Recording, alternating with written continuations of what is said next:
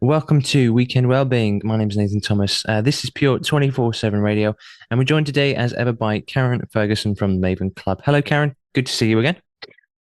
Hi Nathan, how are you doing? Very well, thanks. How are you? Yeah, I'm great, thank you. Brilliant, and great to have you back on for today's weekend well-being.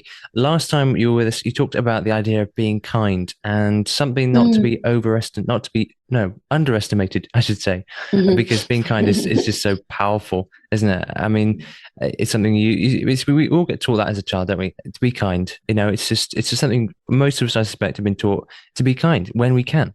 But it's Mm. something we can easily Yeah, forget to do when we just get too so busy, not because we're being mm. malicious or we're trying to upset people. We just it's easy to forget. Like anything, you need if you want to work, Yeah, you want to get better at something, you've got to actually choose to work on it. And the same applies to yeah, any good character trait like kindness. So absolutely. The more we think about something, the more likely you are to keep doing it and to yeah, do so pursue it. So exactly. um yes. Yeah. So today, this weekend, in some ways it follows on from what we were looking at last week. Now last week was it was really a reminder for us to think about being kind to those that really are special to us. And we introduced that idea of just sort of the post-it pairings, just to make it fun and simple and light-hearted, easy to achieve in a weekend, and essentially we'll say low cost or no cost, so that it isn't prohibitive. But following on from that, today I just wanted us to consider being thoughtful and often I think if you've ever read any of the Gary Chapman books about love languages, and he's done many versions of that, where he'll talk about how different people receive what their love languages are, their sort of strongest ones, and that type of thing. And often when we're in relationships, whether that's a parent to a child, a working relationship, a spouse relationship, whatever that relationship dynamic might be, we do well when we learn more about each other and we understand what their strongest love language, and how we can look to meet them in the way that will speak the with the most volume to them. So along those types of themes, I was thinking about this sense of us being kind last week, and it was a very random selection of, in your case, maybe a family member. Who is it that's going to get the one which is make a cup of tea? And it's very random and fun and light-hearted.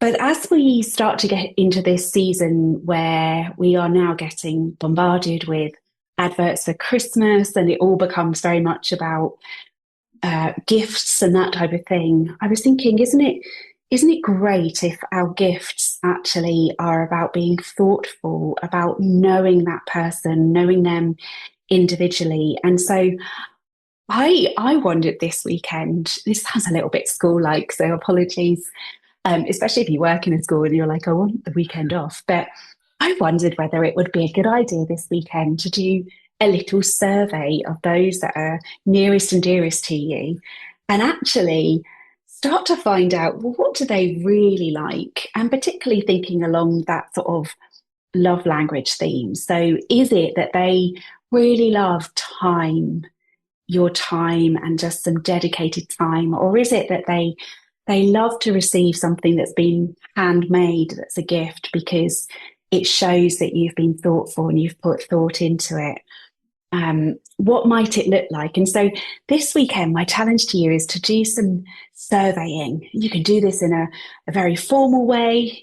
There's lots of free online things that you could actually create a survey if you really wanted to, or you could do it in a very subtle way. If you're sat down eating together, put some questions out there and start to discover. And my idea would be that you keep a note of the different nearest and dearest to you and the things that make them feel really special, the things that show that you're being thoughtful.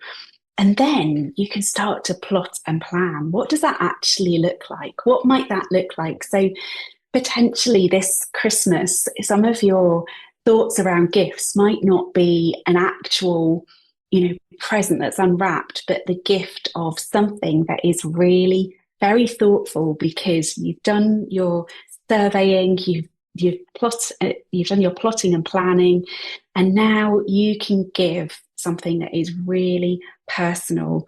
It might be that that takes a bit of time to actually make something or write something, but imagine how that feels at Christmas time to know that somebody has gone to that effort because they really care about you. So, what does it look like for you to really take that time to be thoughtful? Please keep playing that kindness game. Keep doing those acts of kindness. You know, put new things on post-its each week, and keep doing those lovely things for those that are your nearest and dearest. But maybe take it one step further and be really thoughtful, because it's good for us. It's lovely for those people to know that they are special, but it's good for us to have this focus to put the effort into thinking about what would be special for those that we really care about. Absolutely. That is a really good thought for us. And being thoughtful, as you say, it kind of follows on nicely from what you said last time about being more intentional when we're being kind, being more intentional about how we consider, what really matters to other people. And we come to Mhm. Christmas. I mean, any kind of birthday or Christmas, certain festivals, it is the perfect opportunity to present someone with a gift that shows how well you know them, you know?